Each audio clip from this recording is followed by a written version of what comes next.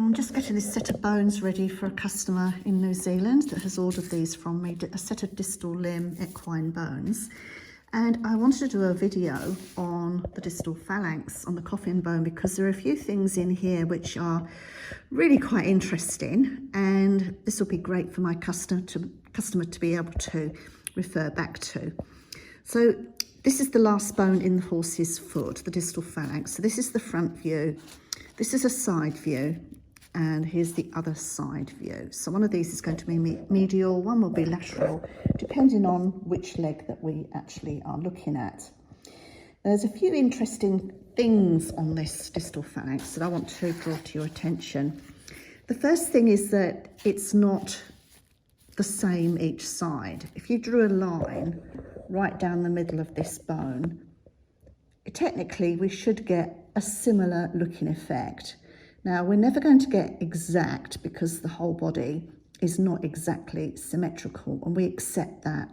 But when you see things like this side here coming out a little bit more, this is more normal on this side, you can start to see that there are some strange changes in the bone. And can you see how this side is widening out a little bit and is a bit longer than this side? This side is more boxy and upright, whereas this side is more at an angle. Excuse my horrible fingers and my bandage.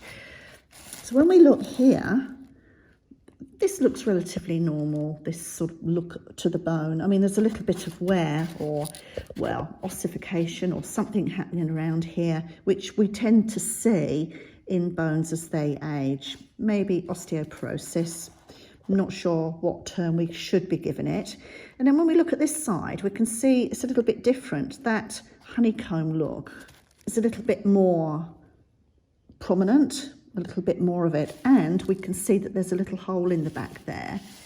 And it looks like this is sort of come over and covered over.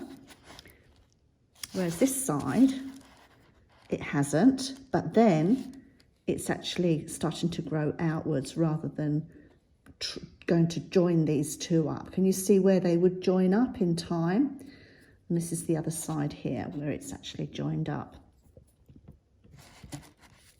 So I believe that this is part here and here is part of the collateral cartilage, which has started to ossify, which I see it all the time. I mean, some bones look like this and other bones don't. And the younger the horse is, the less of this that we get. And the shorter the bone is, so we don't have these wings coming out. They're much, much smaller on a young bone. So we've got the funny little twist in this, which is a bit odd. And then if we go to here, which is called the extensor process of the distal phalanx, you can see that there's a little bit of damage there, a little bit of breaking away. You can actually see the holes in the bone where we've lost bone mass. And also under this higher magnification, you can see there's a groove through here.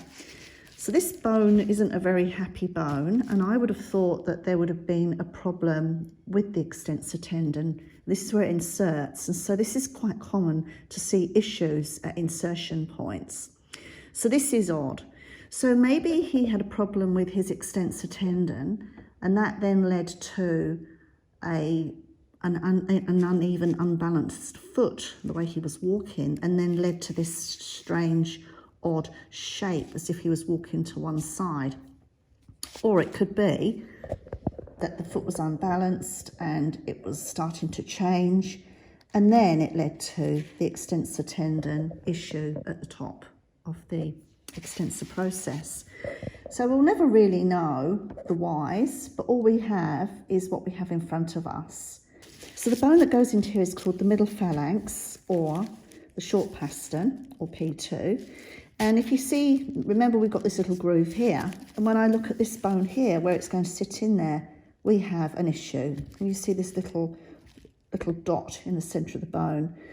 And so we have some sort of bony change right in the centre of that bone, and we happen to have a similar, like a gouge out of the distal phalanx at that same point.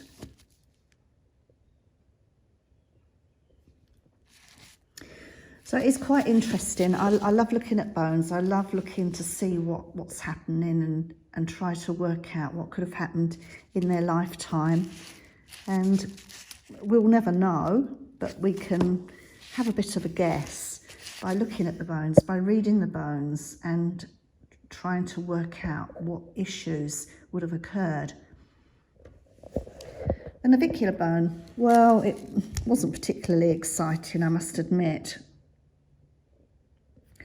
There's a few little bits eroded from the side here, but I can't see any massive changes. Now there's a little bit across the back here. That's not quite right. And that's probably about all. And this isn't the surface that we would be worried about. This is the surface that actually is part of the coffin joint with the distal phalanx, the middle phalanx, and the navicular bone. So this is part of that joint surface.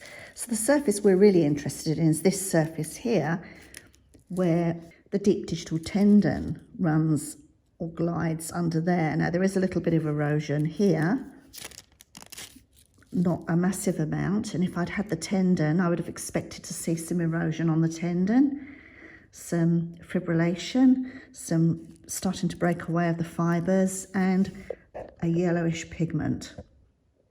I think it's a really good purchase for my New Zealand lady, and I hope she enjoys it.